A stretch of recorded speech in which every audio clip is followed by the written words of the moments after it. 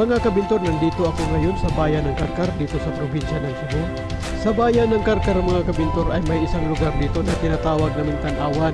At ang lugar na ito mga kabintor ay kilala ito noon dahil ang lugar na ito ay tinatapunan ng mga patay o mga labit ng tao mga kabintor, yung mga pinatay sa iba't ibang lugar at dito nila tinatapon. At sa lugar ding ito mga kabintor, mayroong isang bato dito na hindi man lang nila ito matibag-tibag dahil gusto nila itong ilaglag sa pinagpatungan. At yan ang bibisitahin natin ngayon mga kabintor.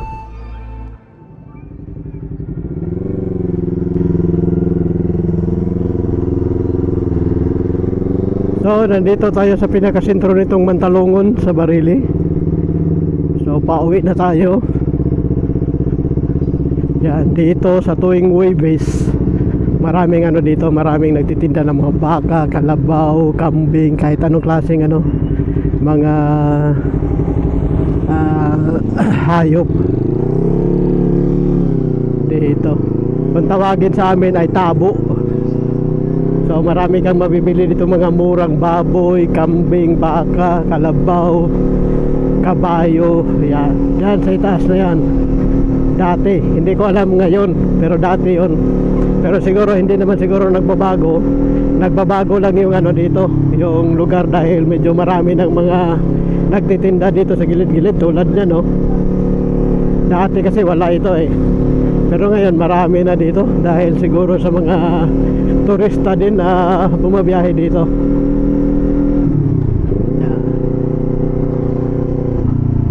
Oh, ang laki na ng pagbabago, ang dami ng mga nagtitinda rito tulad niya, no. Ito kasi noon wala ito eh. Na talagang napakaano dito, napaka tawag dito sa Tagalog, mingaw ba sa Bisaya? Yung walang ganong mga kabahayan, ilan-ilan lang mga kabahayan dito dati nung ako'y bata pa. Pero ngayon talagang napakadami na ng dito.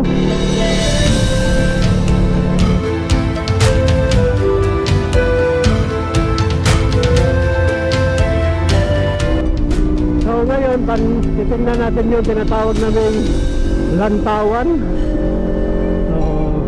Yung lantawan na yun mga kabintor, ang kwento naman nito, ang kwento naman yan, yan, tapunan ng patay noong araw, noong kami bata pa. Tapunan talaga siya ng patay. Maraming patay dyan tinatapon. Kahit sa yung mga patay sa ibang lugar pinatay at dyan lang tinatapon, dahil yung na yan, yung talagang malalim yung lugar na yan.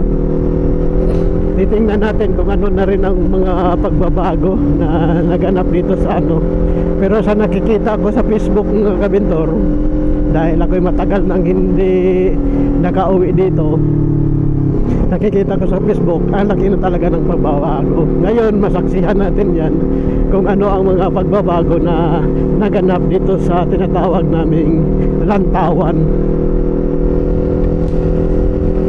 So sakop na yan ng yung na yan, sakop na ng Karkar City, yung lantawan na yan. Yan dito dito nung unang mga panahon wala itong mga kabahayan na ito. Pero ngayon ang dami ng mga kabahayan dito, kaya nung unang panahon talaga tapunan talaga yan ng patay yung lantawan na yan, dahil dito sa walang kabahayan. Pero ngayon talagang napaka dami ng bahay dito. Saka yung kalsada dito mga kabintor, ang ganda ng kalsada dito. Yan ang ganda na ng kalsada dito. Ang laki na ng kalsada.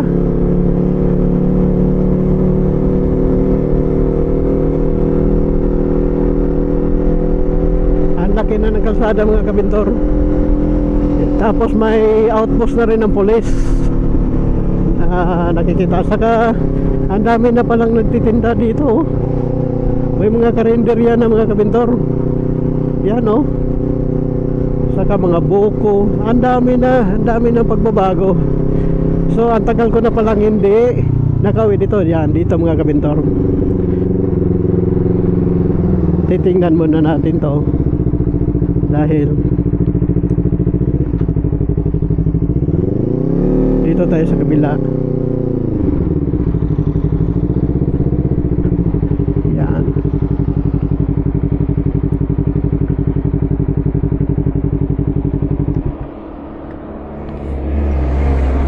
So kung makikita natin ito mga kabintor, yan dito, ito wala pa ito noon talagang ano yan, yung bangin. So yung bato na yan, hindi talaga natanggal-tanggal yung bato na yan. Merong ano yan, kahit sabi nila marami daw pagkakataon na gustong tanggalin yung bato na yan. Dito may nilagay na rin sila dito anong tawag dito,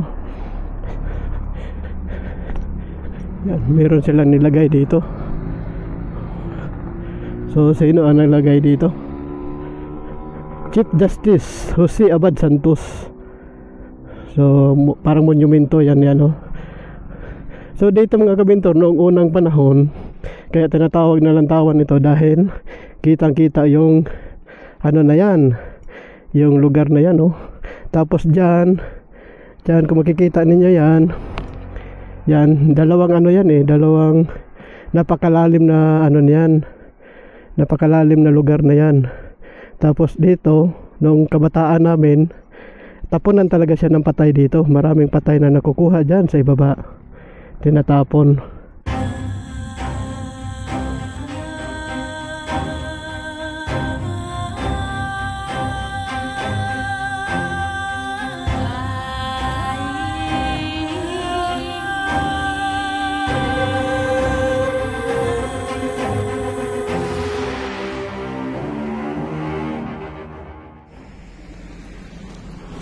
So kaya naman siya tapunan ng patay mga kabintor, dahil ito ay dalawang napakalalim na napakalalim na tawag diyan sa lugot magod na sa mua dire sa Bisaya. Napakalalim niya yan napakalalim niyan mga kabintor. Ilang metro yan, napakalalim niyan diyan. Hindi lang natin makikita dahil dito sa mga damo na yan, pero napakalalim yan. Yung sa harap kung makikita nyo sa harap na yan, napakalalim yan mga kabintor. Kaya siya noong unang panahon napakadelikado dumaan dito, dahil maraming patay ang nakikita dito mga kabintor. Maraming patay ang tinatapon dito noong unang panahon. So ito namang bato na ito mga kabintor, hindi talaga nila natanggal-tanggal ito. Noon pa man, merong kwento dito mga kabintor, noong kami mga kabataan pa. Ang sabi nila sa amin, meron daw nakatira dito dahil hindi talaga matanggal-tanggal itong bato na ito. Yan kung tingnan nyo, parang nakapatong lang siya. Yan, kung titingnan mo, yan yung bato na yan. So maraming kwento niyan na naririnig kami dito kung bakit hindi yan matanggal-tanggal mga kabintor. Yan nakapatong lang yan mga kabintor, pero talaga siya, hindi mo talaga matanggal-tanggal yan. Ilang bisis na talaga nilang sinubukan tanggalin yan. Kung makikita rin natin sa ibaba, napakaano niyan mga kabintor. Nakita ba? Napakalalim niyan mga kabintor. Napakalalim niyan. Kaya ito ay noong unang panahon ay maraming patay dito ang nakukuha. Yung pinatay sa ibang lugar at dito tinatapon.